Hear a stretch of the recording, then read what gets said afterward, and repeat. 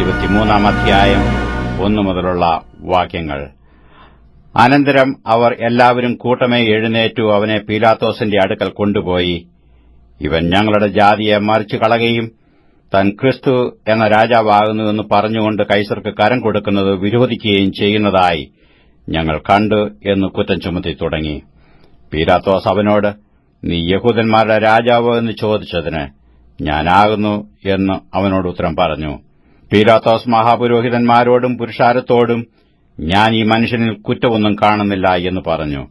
അതിനു അവർ, അവൻ ഗലീലയിൽ തുടങ്ങി യഹൂദ്യയിലെങ്ങും ഇവിടത്തോളവും പഠിപ്പിച്ച് ജനത്തെ കലഹിപ്പിക്കുന്നു എന്ന് നിഷ്കർഷിച്ചു പറഞ്ഞു. ഇത് കേട്ടിട്ട് ഈ മനുഷ്യൻ ഗലീലക്കാരനോ എന്ന് പീലാത്തോസ് ചോദിച്ചു. ഹെരോദാവിന്റെ അധികാരത്തിൽ ഉൾപ്പെട്ടവൻ എന്നറിഞ്ഞിട്ട് അന്ന് യെരുശലേമിൽ വന്നു പാർക്കുന്ന ഹെരോദാവിന്റെ അടുക്കൽ അവനെ അയച്ചു. ഹെരോദാവ് യേശുവിനെ കണ്ടിട്ട് അത്യന്തം സന്തോഷിച്ചു. അവനെക്കുറിച്ച് കേട്ടിരുന്നതുകൊണ്ട് അവനെ കാണുവാൻ വളരെ കാലമായി ഇച്ഛിച്ചു. അവൻ വല്ല അടയാളവും ചെയ്യുന്നത് കാണാമെന്നു ആശിച്ചിരുന്നു. ഏറിയൊന്ന് ചോദിച്ചിട്ടും അവനോട് ഉത്തരവൊന്നും പറഞ്ഞില്ല. മഹാപുരോഹിതന്മാരും ശാസ്ത്രിമാരും കഠിനമായി അവനെ കുറ്റം ചുമത്തിക്കൊണ്ട് നിന്നു. ഹെരോദാവ് തന്റെ പടയാളികളുമായി അവനെ പരിഹസിച്ചു നിസാരനാക്കി ശുഭ്രവസ്ത്രം ധരിപ്പിച്ചു പീലാത്തോസിന്റെ അടുക്കൽ മടക്കി അയച്ചു. അന്ന് ഹെരോദാവും പീലാത്തോസും തമ്മിൽ സ്നേഹിതന്മാരായി തീർന്നു. മുമ്പേ അവർ തമ്മിൽ വൈരമായിരുന്നു. പീലാത്തോസ് മഹാപുരോഹിതന്മാരെയും പ്രമാണികളെയും ജനത്തെയും വിളിച്ചുകൂട്ടി അവരോട്, ഈ മനുഷ്യൻ ജനത്തെ മത്സരിപ്പിക്കുന്നു എന്ന് പറഞ്ഞു നിങ്ങൾ അവനെ എന്റെ അടുക്കൽ കൊണ്ടുവന്നുവല്ലോ. ഞാനോ നിങ്ങളുടെ മുൻപാകെ വിസ്തരിച്ചിട്ടും നിങ്ങൾ ചുമത്തിയ കുറ്റം ഒന്നും ഇവനിൽ കണ്ടില്ല, ഹെരോദാവും കണ്ടില്ല. അവനെ നമ്മുടെ അടുക്കൽ മടക്കി അയച്ചുവല്ലോ. ഇവൻ മരണയോഗ്യമായത് ഒന്നും പ്രവർത്തിച്ചിട്ടില്ല സ്പഷ്ടം. അതുകൊണ്ട് ഞാൻ അവനെ അടുപ്പിച്ചു വിട്ടയക്കും എന്ന് പറഞ്ഞു. ഇവനെ നീക്കിക്കളക, ബറബ്ബാസിനെ വിട്ടുതരിക എന്ന് എല്ലാവരും കൂടെ നിലവിളിച്ചു. ഉത്സവം തോറും ഒരുത്തനെ വിട്ടുകൊടുക്ക പതിവായിരുന്നു. അവനോ നഗരത്തിലുണ്ടായ ഒരു കലഹവും കുലയും ഹേതുവായി തടവിലായവൻ ആയിരുന്നു. പീലാത്തോസ് യേശുവിനെ വെടിവെപ്പാൻ ഇച്ഛിച്ചിട്ട് പിന്നെയും അവരോട് വിളിച്ചു പറഞ്ഞു. അവരോ അവനെ ക്രൂശിക്ക ക്രൂശിക്ക എന്ന് എതിരെ നിലവിളിച്ചു. അവൻ മൂന്നാമതും അവരോട്, അവൻ ചെയ്ത ദോഷമെന്ത്? മരണയോഗ്യമായതൊന്നും അവനിൽ കണ്ടില്ല. അതുകൊണ്ട് ഞാൻ അവനെ അടുപ്പിച്ചു വിട്ടയക്കും എന്ന് പറഞ്ഞു. അവരോ അവനെ ക്രൂശിക്കേണ്ടതിന് ഉറക്കെ മുട്ടിച്ചു ചോദിച്ചു. അവരുടെ നിലവിളി ഫലിച്ചു. അവരുടെ അപേക്ഷ പോലെ ആകട്ടെ എന്ന് പീലാത്തോസ് വിധിച്ചു.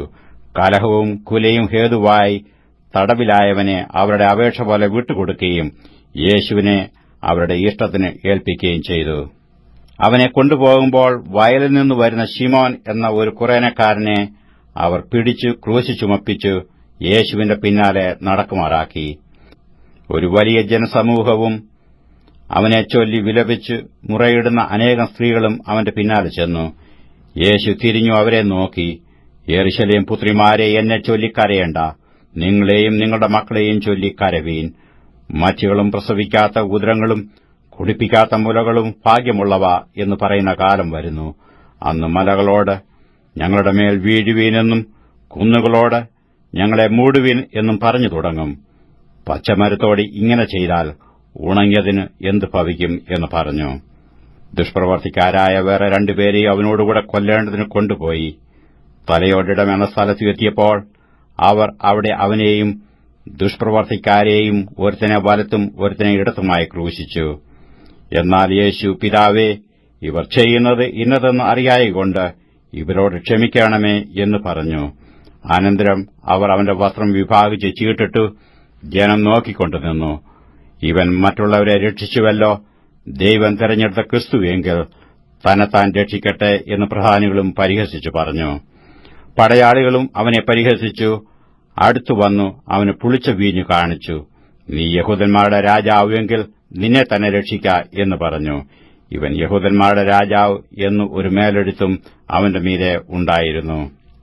തൂക്കിയ ദുഷ്പ്രവർത്തിക്കാരിൽ ഒരുത്തൻ, നീ ക്രിസ്തുവല്ലയോ? നിന്നെ തന്നെയും ഞങ്ങളെയും രക്ഷിക്ക എന്ന് പറഞ്ഞു അവനെ ദൂഷിച്ചു.